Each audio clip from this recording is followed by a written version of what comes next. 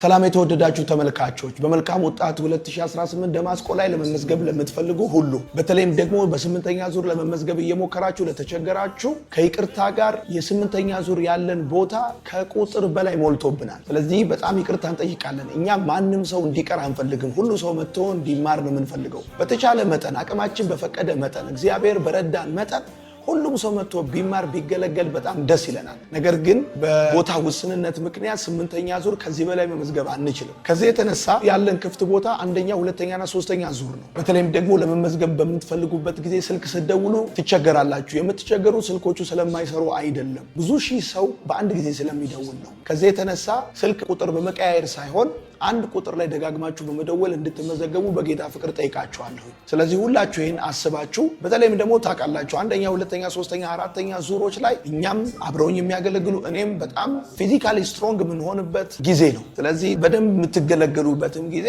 የመጀመሪያዎቹ ናቸው ብዬ አድቫይዝ ላደርጋችሁ ፈልጋለሁ። ስለዚህ ስክሪን ላይ በምትመለከቷቸው ስልክ ቁጥሮች ደውሉ። አንደኛና ሁለተኛ፣ ሶስተኛ ዙር ላይ ተመዝገቡ። በአዲስ አበባ የምትገኙ ስልክ ካስቸገራችሁ ገርጂ በሚገኘው ቤተክርስቲያን እየመጣችሁ የመፍትሄ ሁኔታዎችን ማመቻቸት እንችላለን። መልካም ጊዜ ነው።